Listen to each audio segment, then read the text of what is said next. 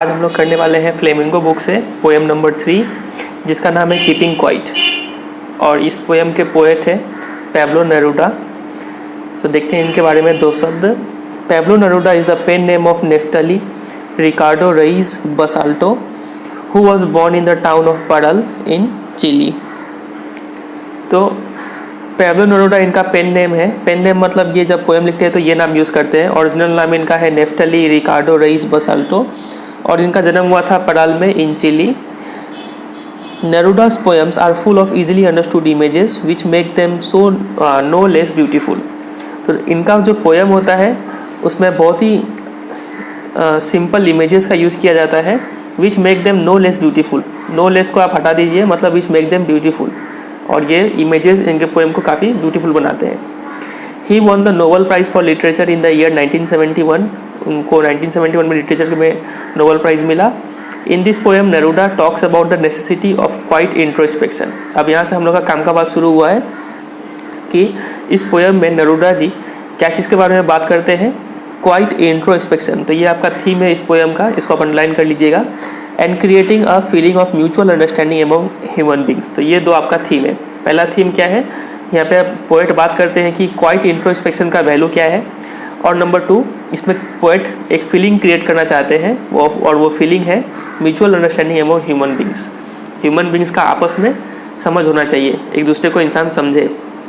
ये दो थीम है इस पोएम का। तो आइए देखते हैं डिटेल में इस पोएम को। तो पोएट बोलते हैं, now we will count to 12 and we will all keep still.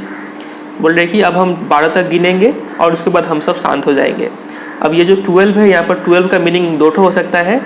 क्या तो आपका घड़ी वाला जो 12 बजता है वो 12 हो सकता है, या फिर आपको पता है कि एक कैलेंडर ईयर में 12 मंथ होते हैं, तो इसका यहाँ पे ये 12 का मतलब वो 12 मंथ भी हो सकता है।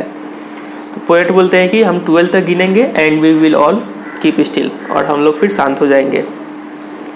For once on the face of the earth let's not speak in any language. लेकिन पृथ्वी में पहली बार ये फर्स्ट टाइम हो रहा है कि चलो आज हम लोग कोई भी लैंग्वेज नहीं बोलेंगे। यहाँ पर लैंग्वेज को एक बैरियर के रूप में बोला गया है कि आज वो लैंग्वेज को आज बोलना ही नहीं है। Let's stop for 1 second. आओ 1 सेकेंड के लिए रुकते हैं। And not move our arms so much. और फिर हम अपने आर्म्स को भी मूव ना करें। यहाँ पे आर्म्स का मतलब है वेपन्स। तो हमारे जितने भी वेपन्स है, मशीन्स है, उन सबको आज शांत रखना है और हम अपना लैंग्वेज को भी आज यूज़ नहीं करेंगे और पूरा साइलेंट होगा। It would be an exotic moment without rush without engines. तो पोएट बोल रहे हैं कि ये जो साइलेंस होगा ये काफ़ी एक एक्जॉटिक मोमेंट होगा। एक्जॉटिक मतलब स्ट्रेंज या फिर अनयूजुअल। ये काफ़ी स्ट्रेंज मोमेंट होगा जो पहले अभी तक नहीं हुआ। वी वुड ऑल, और इस स्ट्रेंज मोमेंट में विदाउट रश, कोई भागा दौड़ी नहीं होगा, कोई हड़बड़ी नहीं होगा। विदाउट इंजिन्स, और ना ही कोई मशीन चलेगा, ना ही कोई व्हीकल्स चलेगा, हर जगह शांति शांति होगा।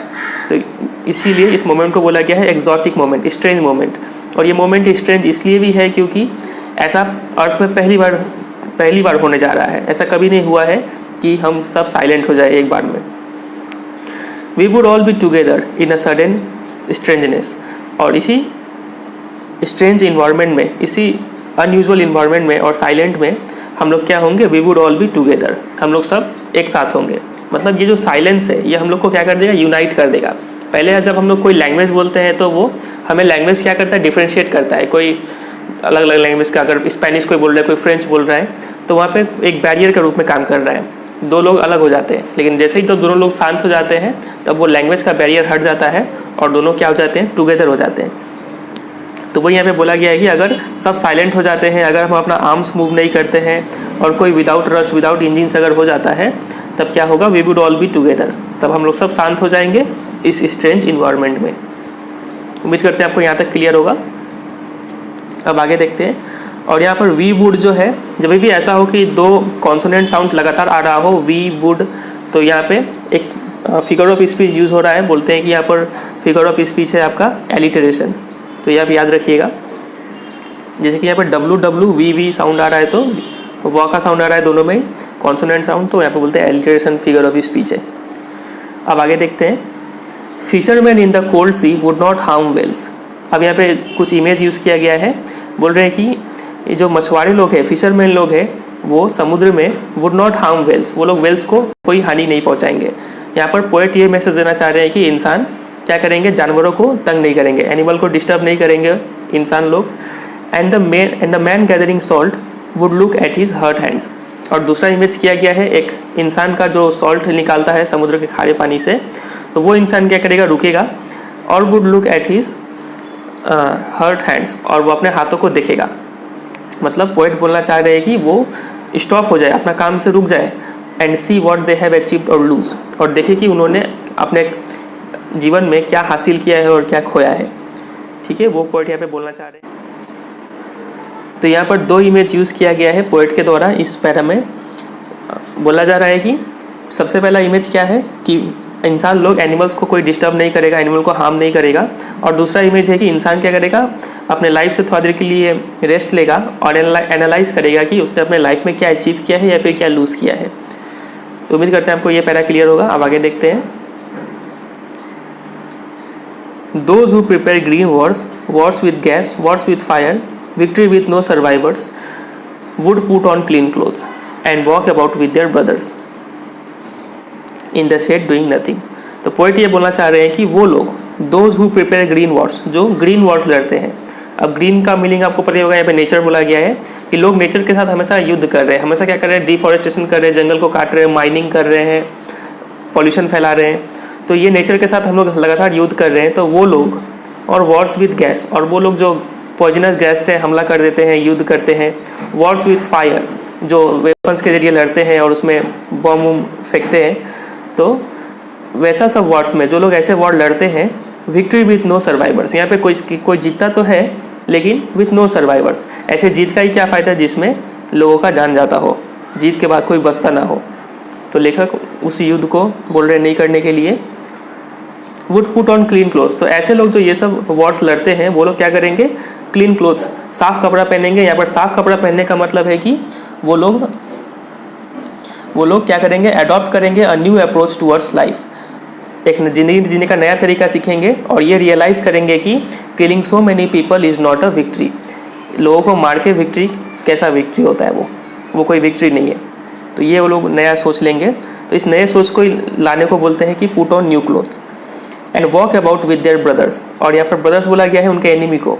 तो लेखक बोल रहे हैं कि अपने एनिमी को क्या समझो, ब्रदर समझो, और उनके साथ में चलो। इन द शेड, कहाँ जाओ, एक छाया में जाओ, डूइंग नथिंग, और कुछ ना करो, और एनालाइज करो सिर्फ अपने आप को कि अपने लाइफ में क्या पाया है और क्या खोया है। मतलब इंट्रोस्पेक्ट करो। इंट्रोस्पेक्ट मतलब आत्मचिंतन करना, जो इस पोएम का थीम भी है। What I want should not be confused with total inactivity। अब पोएट बोल रहे हैं कि हम ये नहीं बोलना चाह रहे हैं कि आप कुछ भी मत करो, एकदम घर में चुपचाप आइडियल बैठ जाओ, ऐसा पोएट नहीं चाह रहे हैं। Life is what it is about. Life तो पूरा नाम एक्टिविटी का ही है, लाइफ भी क्या जिसमें एक्टिविटी ना हो। I want no truck with death, लेकिन लेखक क्या चाह रहे हैं, सिर्फ उनको कोई मौत नहीं चाहिए। I want no truck with का मीनिंग यहाँ पे नीचे लिखा हुआ है, ये एक इडियम है। इसका मतलब होता है कि टू रिफ्यूज़ टू एसोसिएट और डील विथ, मतलब पोएट डेथ के साथ एकदम डील नहीं करना चाहते हैं, उसके साथ एसोसिएट नहीं होना चाहते हैं, उसको इग्नोर कर रहे हैं poet. To refuse to tolerate something, बोल रहे हैं कि हम डेथ को एकदम बर्दाश्त नहीं करेंगे। If we were not so single minded about keeping our lives moving and for once could do nothing, perhaps a huge silence might interrupt this sadness. तो पोएट बोल रहे हैं कि अगर हम लोग इतने सिंगल माइंडेड ना होते, हम लोग का क्या है, पूरा सिंगल माइंडेड है, मन में एक ही ख्याल है। अब वो ख्याल क्या है, about keeping our lives moving, हम लोग अपना लाइफ को अपना मूव करना चाह रहे हैं हमेशा। मतलब हम लोग एक मशीन की तरह काम किए जा रहे हैं, और हम लोगों के मन में एक फियर ऑफ डेथ है। तो इसीलिए हम लोग चाह रहे हैं कि डेथ से पहले हम लोग बहुत ज़्यादा चीज़ अचीव करना चाह रहे हैं। तो ये जो हमारा सोच है उसी को बोला गया, हम लोग बहुत सिंगल माइंडेड है, हम लोग का दिमाग में सिर्फ यही सोच है। तो अगर हम लोग ऐसा ना होते, ऐसा सिंगल माइंडेड ना होते, अगर हमारे दिमाग में ऐसा सोच नहीं होता, and for once could do nothing, और हम लोग एक क्षण के लिए कुछ भी ना करें और अपने आप को सिर्फ इंट्रोस्पेक्ट करें, अपने आप को एनालाइज करें, तो परहैप्स अ ह्यूज साइलेंस, तब, और अगर ह्यूज साइलेंस ले ले मतलब इंट्रोस्पेक्ट करें, माइट इंटरप्ट दिस सैडनेस, तब ये जो साइलेंस है वो इंटरप्ट कर देगा, मतलब ये तोड़ देगा जो हमारा क्या है, जो सैडनेस, हम लोग हमेशा जो दुखी रहते हैं वो तोड़ देगा ये। दुखी हटा देगा, of never understanding our self. और हम लोग दुखी किस लिए है? क्योंकि हम लोग अपने आप को ही अंडरस्टैंड नहीं किए। हमें असली ज़िंदगी में करना क्या है, हमारा हॉबी क्या है, वो सब हम लोग एकदम भूल गए हैं और एक सिंगल माइंडेड एकदम काम किए जा रहे, इंटरेस्ट हो या फिर ना हो। तो वो ये सब चीज़ दूर कौन करेगा? एक क्षण के लिए साइलेंस अगर हो जाए और अपने आप को एनालाइज करें, तब ये सब चीज़ दूर होगा। And of threatening our self with death. और हम लोग हमेशा डेथ से डर रहे हैं और चाह रहे हैं कि डेथ से पहले हम लोग बहुत चीज़ हासिल कर लें। तो इसका जो दुख है, डेथ का जो दुख है, ये सब खत्म हो जाएगा अगर हम थोड़ी देर के लिए साइलेंस हो जाए और अपने आप को एनालाइज करना शुरू कर दे। तो perhaps the earth can teach us as when everything seems dead and later proves to be alive. और ये मैसेज हम लोग को अर्थ से सीखना चाहिए। जैसा अर्थ में आपको पता है डिफरेंट सीजन्स होते हैं, वैसे ही विंटर में क्या होता है कि हर चीज़ साइलेंट हो जाता है, डल हो जाता है, पेड़ों के पत्ते झड़ जाते हैं, तो लगता है कि एवरीथिंग सीम्स डेड, हर चीज़ लगता है कि मर गया है। And later proves to be alive. और फिर जैसे ही स्प्रिंग आता है तो फिर से नए नए पत्ते निकलते हैं, फिर से सब में लाइफ आ जाता है, चिड़िए बहुत जोश में आ जाते हैं। तो हम लोग यहाँ से मैसेज ले सकते हैं अर्थ से भी कि अर्थ भी थोड़ी देर के लिए साइलेंट होता है और वो भी अपने आप को इंट्रोस्पेक्ट करके फिर एक नया एनर्जी के साथ काम करता है। तो यही मैसेज हम लोग को भी लेना है, हम लोग को भी थोड़ी देर के लिए साइलेंट होना है और अपने आप को एनालाइज करना है और डेथ के साथ कोई रिलेशन नहीं रखना है हमें अपने आप को। तो ये मैसेज दे रहे हैं poet. Now I will count up to 12। तो पोएट बोल रहे हैं कि अब हम 12 तक गिनेंगे। And you keep quiet and I will go. और फिर तुम लोग शांत हो जाना और फिर हम यहाँ से चले जाएंगे। हम यहाँ से चले क्यों जाएंगे? क्योंकि आप ऑडियंस लोग को छोड़ना चाह रहे हैं कि आप लोग खुद को सेल्फ एनालाइज करो और हम ये मैसेज जाके और किसी को देंगे फिर। तो पोएट वो फिर सीन छोड़ देते हैं। तो यही है पोएट, काफ़ी अच्छा पोएम था।